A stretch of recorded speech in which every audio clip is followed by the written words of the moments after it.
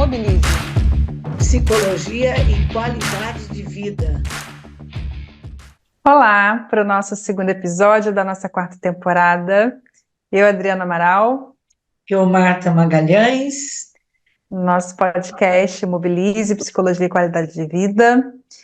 Continuamos a falar sobre os bloqueios à criatividade e hoje a gente escolheu falar um pouquinho sobre a incapacidade de tolerar desordem. Como pensar nesses padrões rígidos, nessa necessidade, né, de uma simetria, de uma coisa muito fechada, uma falta de flexibilidade que muitas vezes nos incapacita, nos dificulta, né, a seguir adiante, porque às vezes é necessário o caos. Caos também serve, né, para o crescimento, não só a ordem. Na verdade, a gente fala de equilíbrio, né? Como tudo na vida. Um pouco de caos, um pouco de ordem. As polaridades, ordem, desordem. Então, poder também se jogar no caos, se jogar na desordem, né? Para a partir daí seguir, crescer, fazer algo diferente, vir até a mudança, chegar até a mudança, é o que a gente vai abordar um pouquinho hoje. Então, né, eu estou aqui pensando, como é que é lidar com a desordem do outro, né? Porque você só enxerga a sua desordem a partir da desordem do outro, né? Porque para você é tão comum, de repente você cresceu naquele meio, com aquele jeito de funcionamento, e você, às vezes, nem percebeu que aquilo é uma desordem. E Aí quem diz o você que é ordem? É, Né? exatamente, exatamente. E aí eu vou trabalhar com outra pessoa, ou vou me relacionar com outra pessoa, ou vou morar numa república, sei lá, né? Ou vou jogar num time. E aí as pessoas têm alguns comportamentos diferentes do meu. E até então eu nunca me dei conta, porque eu estava acostumado lá na minha casa com determinadas ordens, né? E aí eu começo a me irritar, porque o tênis ficou fora do lugar, porque o copo ficou no lugar que não poderia ter ficado, porque a caneta não ficou em cima do estojo, porque isso, porque aquilo e porque aquilo outro. E eu vou me irritando, não vou dando conta de conviver com aquilo. E a minha pergunta vira: o que é que realmente te incomoda? E as pessoas que estão à sua volta te ensinam? Te incomodam ainda mais? E quando você olha para a sua família de origem, como é que a família funciona? De repente você reclama deles, mas você funciona igual? Estou aqui com várias perguntas, né? Sim. E o que é chamado de desordem dentro de você realmente é desordem? Ou é uma ordem possível sua? E como é que é respeitar, dividir um espaço com um tipo de ordem, outro com outro tipo de ordem? Muitas vezes isso vem de uma verdade que é construída, né, individualmente, a minha verdade e uma necessidade de controle, quando existem várias verdades. Como você está falando, eu estou pensando nos casais, você falou de trabalho, né? Eu aprendi a ser assim, então para mim a toalha tem que ficar nesse lugar, o garfo tem que ficar nesse lugar, mas isso não é uma verdade, é a minha verdade. Não quer dizer que quando outra pessoa faz diferente, ela está sendo errada necessariamente, né? E aí qual é o nível de tolerância a essa desordem, né? Que quando a gente fala de relacionamento, especialmente, ambos os lados têm que ceder, têm que se acomodar, têm que fazer concessões, até onde é possível fazer essas concessões para chegar numa desordem possível, né? Numa desordem organizada, em algo que também não te fira, mas que não invada o outro. É bem delicado isso, né? No caso de um relacionamento de casal, é bem interessante que eles refaçam os contratos, né? Que eu Uhum. posso, o que você pode, o que eu consigo ceder, o que o outro consegue ceder. No caso do trabalho, você de repente tem que seguir aquilo que aquela instituição pede. E como é que é ficar lá dentro, né? É tranquilo, você está aprendendo e está gostando, ou aquilo está te fazendo tão mal, mas tão mal que você acaba adoecendo, né? Em termos de sociedade, você segue o fluxo daquilo que é ditado? Então, mesmo crianças brincando no parque, né? As crianças, quando você para e fica observando, elas vêm com os ritmos e os padrões de suas casas, de suas famílias, né? E aí elas vão aprendendo nessa interação, e tem sempre uma criança no parque que vai juntar os brinquedos da outra. Tem uma outra que vai esparramar tudo. Uhum. Tem uma outra que vai balançar bem alto, que tem o perigo de atropelar alguém que passe correndo na frente dela. Tem outra que vai fazer tudo de forma tranquila, né? E eu, adulto, olhando para aquilo, eu já fico incomodado, eu já fico sem saber lidar, porque o meu padrão, de repente, é rígido. Então, talvez uma criança é uma coisa mais genuína que tem para quebrar alguns engessamentos, algumas rigidezes, algumas coisas tão fortes, cristalizadas, né? Uhum. Porque ela vem e ela me tira do lugar, me faz ocupar outro espaço, outro tempo, e isso é muito existencial, né? E uma casa com criança é uma casa bagunçada, né? Eu vivo isso todo dia, um caos.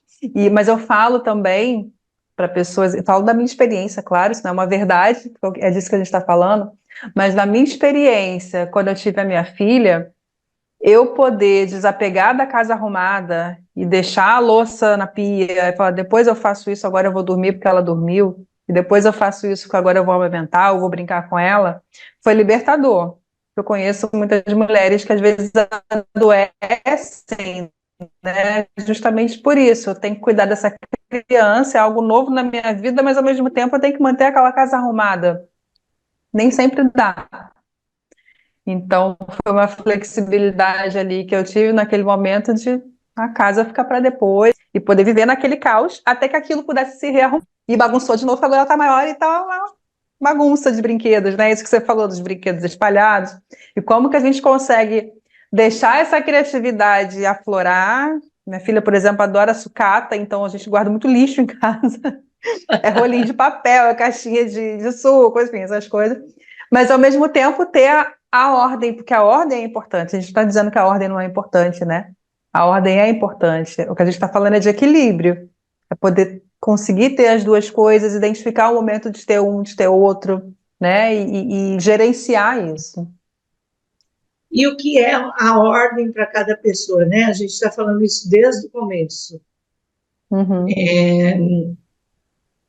Tem um autor, mas agora eu estou tentando lembrar o nome, mas a minha idade mental que não está dando conta de lembrar, não.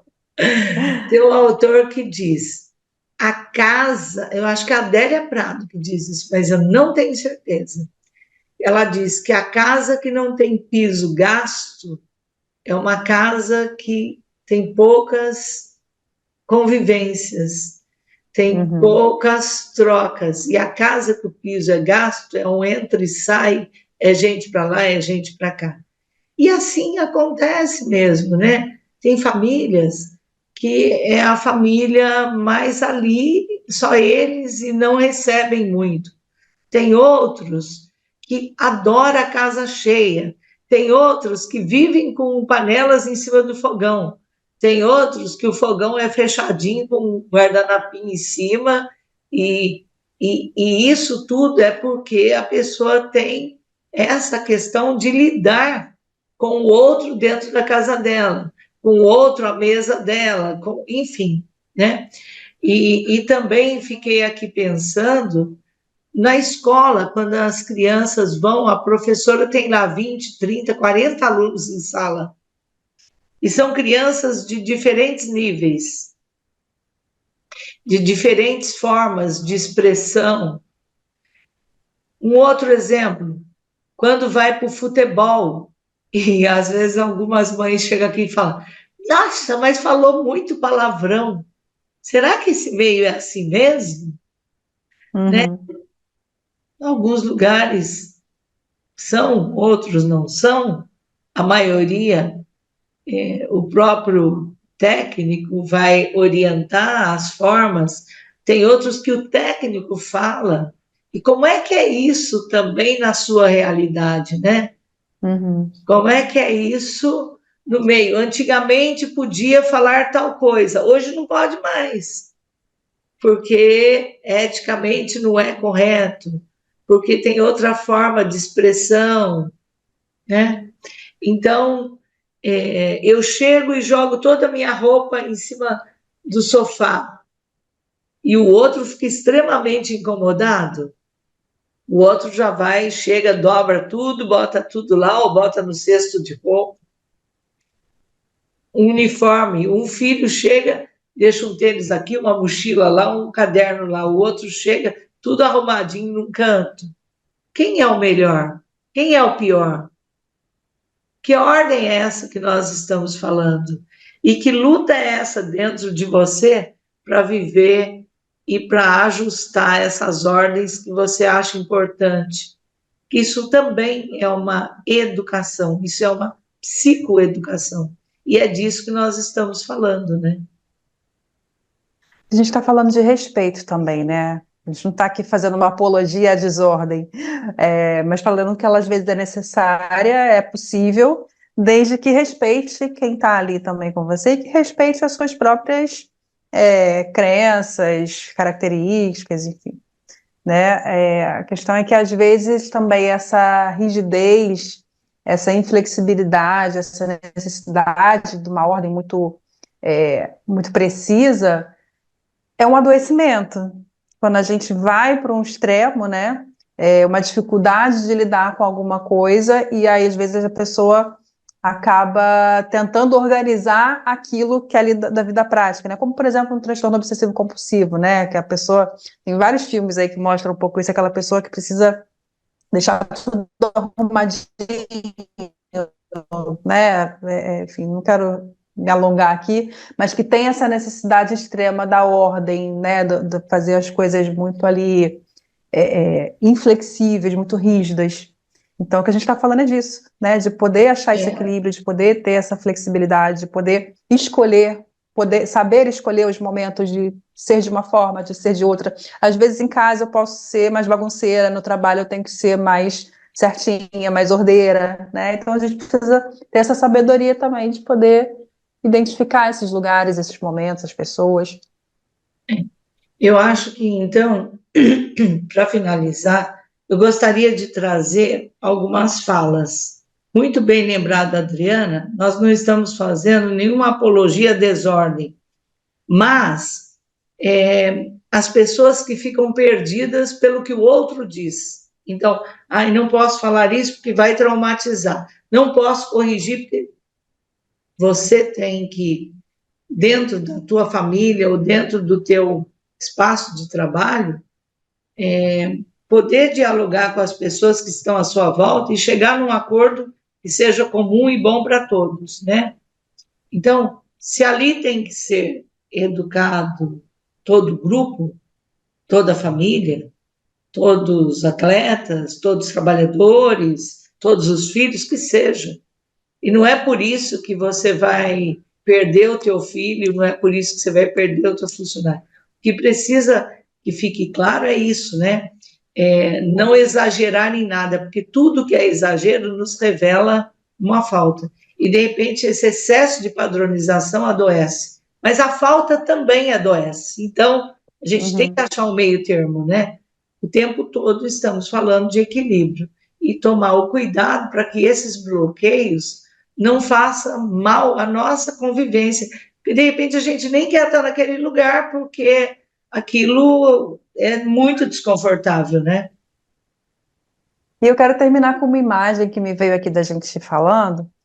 É claro que eu vou falar, essa é uma memória de mais de 30 anos atrás, mas vou falar do que fica para mim hoje, né? De quando eu estava na escola e algum professor estava falando sobre a coisa do caos, né? Da dificuldade.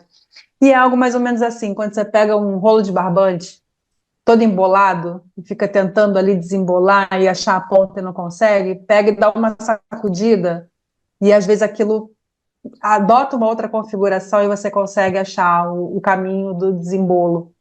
E eu acho que a desordem às vezes serve para isso, né? A gente precisa dar uma sacudida, o caos nesse sentido, né? Para poder achar o caminho da ordem.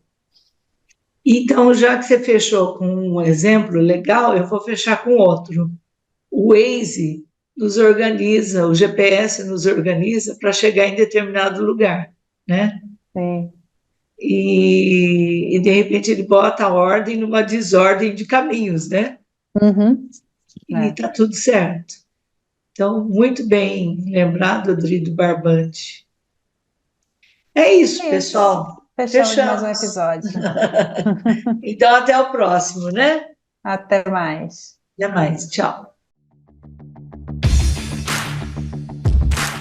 Mobilize. Psicologia e qualidade de vida.